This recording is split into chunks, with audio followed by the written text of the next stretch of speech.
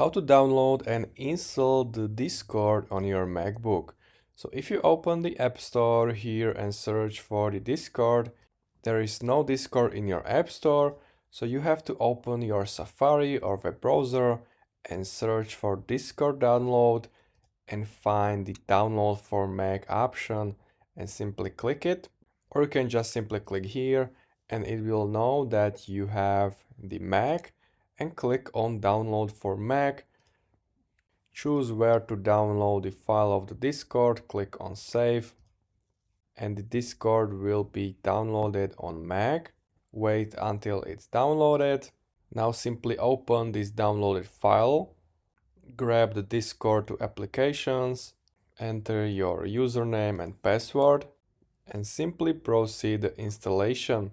Click on open. It says that Discord is an app downloaded from the internet and it will be quickly installed on your MacBook. So if you find this video helpful, please consider subscribing and see you next time.